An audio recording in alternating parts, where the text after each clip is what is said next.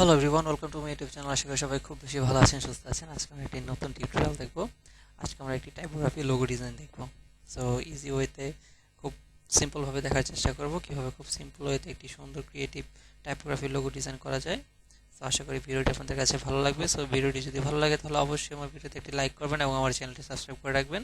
So খুব বেশি কথা বলবো না, চলুন সরাসরি চলে যাই টিউটোরিয়ালে।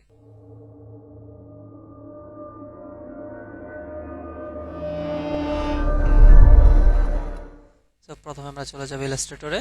ইলাস্ট্রেটর থেকে একটা নিউতে যাব, নিউ থেকে একটা ডকুমেন্ট নিয়ে নিব। আমি এখান থেকে ওয়েব লার্জ এই ফাইলটা আমি নিয়ে নিচ্ছি। এখানে চাইলে আপনি একটা নাম দিয়ে দিতে পারেন। আমরা একটা আর্টবোর্ড নিয়ে নিলাম। এখন আজকে আমরা যে ডিজাইনটি করব সেটি হচ্ছে মূলত এটা। সো বইমেলা 2023। তো সামনে বইমেলা আসতেছে, সো ভাবলাম এই টাইপের কিছু একটা করি। সো আশা করি আপনাদের কাছে ভালো লাগবে। সো চলুন দেখা যাক কীভাবে এই জিনিসটি খুব সিম্পল হতে করা যায়। তো প্রথমে এই জন্য আমরা বইমেলাটা লিখে নিব টাইপ টুল দিয়ে। প্রথমে আমি এখান থেকে বিজয় ক্লাসিকটা সিলেক্ট করে নিচ্ছি। দেন আমি আমার লেখাটাকে একটু বড় করে নিই। এখান থেকে আমি ফন্টটা চেঞ্জ করে দেব। সো এখানে আমরা এই ফন্টটা ইউজ করব, এটা হচ্ছে FN মাহবুব। সো এটা আপনারা লিপি ঘরে পেয়ে যাবেন অথবা গুগল সার্চ করে দেখবেন, আপনারা হয়তো এই ফন্টটা পেয়ে যাবেন। আর যদি কেউ খুঁজে না পান তাহলে আমাকে কমেন্টে জানাবেন, আমি কমেন্টে আপনাদেরকে দিয়ে দিব। সো প্রথমে আমি বইমেলায় লেখাটা লিখে নিই। বইমেলা লেখাটাকে আমি লিখে নিলাম। দেন এখন আমরা যে কাজটা করব সেটা হচ্ছে রেক্টেঙ্গুলার টুল নিব। এখান থেকে রেক্টেঙ্গুলার টুল নিই। সো এখানে আমি একটা রেক্টেঙ্গুলার টুল নিচ্ছি। দেন এখানে আমি এই পাশে আরেকটা নিব। আচ্ছা, এটা পরে নিই। এখন যেটা করব, রেক্টেঙ্গুলার টুল নিলাম, নেওয়ার পর যেটা ডিরেক্ট সিলেকশন টুল সিলেক্ট করার পর এই পাশে সিলেক্ট করে আমি কিপ্যাডের যেই ডাউন অ্যারো আছে ওটাকে ক্লিক করব, নিচে নিয়ে আসবো। সেম ভাবে নিচেরটাকে উপরের দিকে দিব। ওকে, এখন এটাকে মাউসের রাইট বাটন ক্লিক করে ট্রান্সফর্ম থেকে রিফ্লেক্ট করে দিব। রিফ্লেক্ট করে এখানে দিব কপি দেওয়ার পর এটাকে এইদিকে নিয়ে আসি, বই মেলা।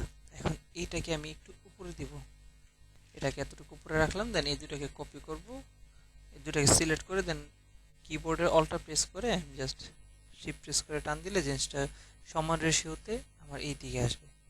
সো আমাদের কিন্তু শেপগুলো তৈরি হয়ে গেছে। সো এখন আমি এই লেখাটাকে এখানে নিয়ে আসি, কপি করে নিয়ে এসে এটাকে ক্রিয়েট আউটলাইন করব। ক্রিয়েট আউটলাইন করার পর দেন মাউসের রাইট বাটন ক্লিক করে আনগ্রুপ করে নেব। আনগ্রুপ করে নেওয়ার পর এগুলোকে আমি আপাতত একটা অন্য কালার দিই যেন বোঝা যায় আমার লেখাটা। ওকে, আপাতত এই কালারটা আমি দিয়ে নিলাম। ঠিক আছে। সো প্রথমে সবগুলাকেই প্রথমে নিয়ে যাই, কারণ একটা নির্দিষ্ট সাইজ এটার মধ্যে রাখতে হবে। সেম সাইজটা আমরা সবগুলোতে রাখবো। ওকে, ঠিক আছে, আমরা এই সাইজটাকেই রাখবো। দেন এখান থেকে আমি বইটাকে নিয়ে যাই, আরেকটু ছোট করে দিই। ওকে, মিডল করে দিই। আমি কিন্তু অ্যালাইন থেকে জিনিসটাকে মিডল করে দিচ্ছি। এখন এইটাকে আমি এই সেম অ্যালাইনে রাখবো।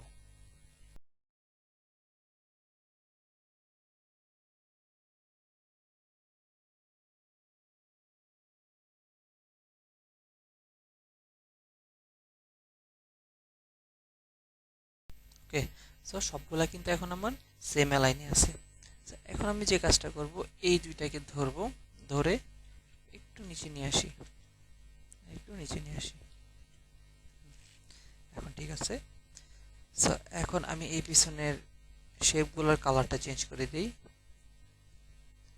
এটাকে একটা কালার দেব, এটাকে দেব আমি এখান থেকে রেড কালার।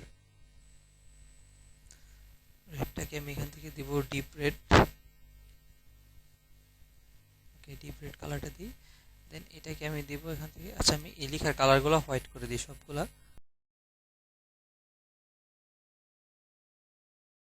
সো আমরা কিন্তু আমাদের লেখার মধ্যে কালারটা অ্যাপ্লাই করে ফেলছি।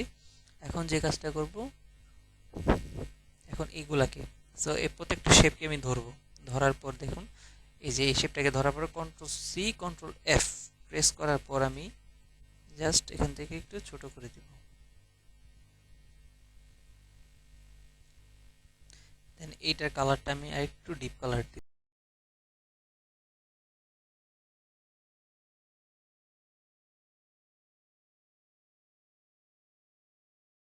আমরা আপাতত এটাকে রাখি। দেন সেম প্রসেসে এটাতে আমরা কন্ট্রোল সি কন্ট্রোল এফ দেওয়ার পর এখান থেকে ছোট করে দিব। সেম প্রসেসে এটার মধ্যে আমরা একটা ডিপ কালার দিব।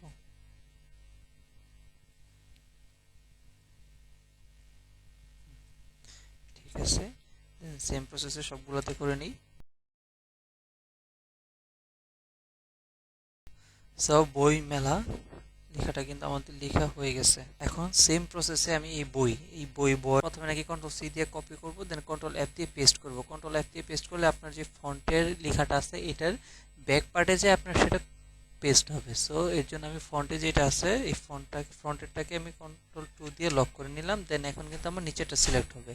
সো সেটাকে আমি এখান থেকে ব্ল্যাক কালার দেব। ব্ল্যাক কালার দেওয়ার পর এর নিচে দিয়ে নিয়ে আসবো। ওকে, দেন এখান থেকে অপাসিটি দেব 10 অথবা আরেকটু বেশি দিতে, আরেকটু নিচে নিয়ে আসি 15। ওকে, এটার অপাসিটি হবে 15। সেম প্রসেসে এটাকেও করব, কন্ট্রোল সি কন্ট্রোল এফ, দেন ফ্রন্টেরটাকে আমরা কন্ট্রোল 2 দিয়ে লক করে দেন নিচেরটাকে আমরা দিব ব্ল্যাক কালার। ব্ল্যাক কালার দেওয়ার পর এখান থেকে অপাসিটি করে দিব 15। দেন এটাকে নিচে নিয়ে আসবো।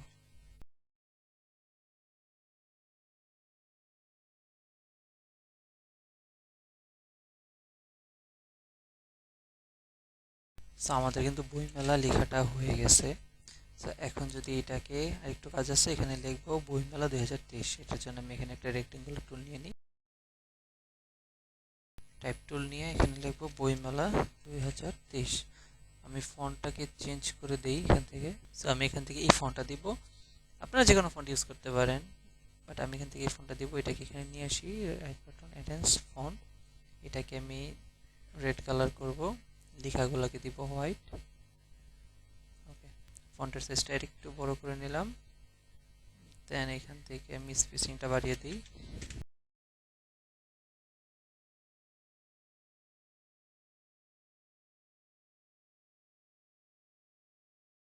বই মেলা 2023। দেন এই দুটাকে আমি কন্ট্রোল জি দিয়ে গ্রুপ করে এখানে রোটেট করে দিই। রোটেট করার পর দেন এটাকে আমি এখানে রাখি। ওকে, সো আমাদের কিন্তু লোগোটা মোটামুটি রেডি। সো এখন একটু উপরে কাজ করব, সেটা হচ্ছে আমরা একটা পেন টুল নিব। পেন টুল নেওয়ার পর এখান থেকে ফিল কালারটা অফ করে দেবো, এখানে স্ট্রোক কালারটা আপাতত ব্ল্যাক রাখি। দেন যে কাজটা করব সেটা হচ্ছে এখানে একটা ক্লিক করব, দেন এই যে এই লাইন বরাবর এখানে একটা ক্লিক, দেন আবার একটু উপরে, দেন এখানে। ওকে,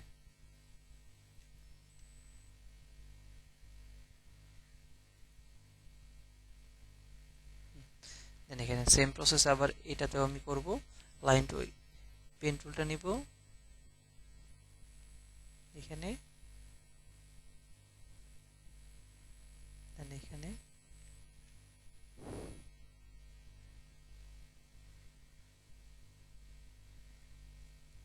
ঠিক আছে। দেন এখন আমি এগুলোকে ধরি একসাথে, ধরে এখান থেকে স্ট্রোকটা একটু বাড়িয়ে দিই 2, আর এখানে ইউনিফর্ম থেকে এটা করি। ওকে, এই দুটাকে আরেকটু 3 দিলে একটু বেশি হয়ে যায়। ওকে, 3 তে রাখি, 3 তে রেখে এগুলোকে একটু উপরে দিয়ে দিই। ওকে, দেন এটাকে আমি দিব রেড কালার, এটাকে দিব গ্রিন কালার। ওকে, সো আমাদের ডিজাইন কিন্তু এখন রেডি। এগুলোকে আপনারা সিলেক্ট করে অবজেক্ট থেকে এক্সপ্যান্ড করে দিবেন, নয়তো ছোট বড় যখন করতে যাবেন তখন দেখবেন যে সমস্যা হবে। এখন আর কোনো সমস্যা হবে না, এখন এটাকে ফিল কালার হয়ে গেছে এক্সপ্যান্ড। ওকে, এখন ছোট বড় করলে আর কোনো সমস্যা হবে না। এই লেখাগুলোকেও আপনারা চাইলে আউটলাইন করে নিতে পারেন পরবর্তীতে। সো আমাদের ডিজাইনটা কিন্তু এখন রেডি হয়ে গেছে। সো খুব ইজি ওয়েতে কীভাবে ডিজাইন করা যায় সেটা কিন্তু আমরা দেখে ফেললাম। সো আশা করি এইভাবে আপনারা বিভিন্ন ধরনের ডিজাইন করতে পারবেন, অন্য যে কোনো লেখা, অন্য যে কোনো কিছু এইভাবে আপনারা একটা লোগো টাইপের ডিজাইন করতে পারবেন। সো আশা করি ভিডিওটি আপনাদের ভালো লেগেছে। যদি ভিডিওটি ভালো লাগে তাহলে অবশ্যই ভিডিওতে একটি লাইক করবেন এবং চ্যানেলটি সাবস্ক্রাইব করবেন। সো দেখা হবে পরবর্তী ভিডিওতে। ততদিন পর্যন্ত ভালো থাকবেন, সুস্থ থাকবেন। আল্লাহ হাফেজ।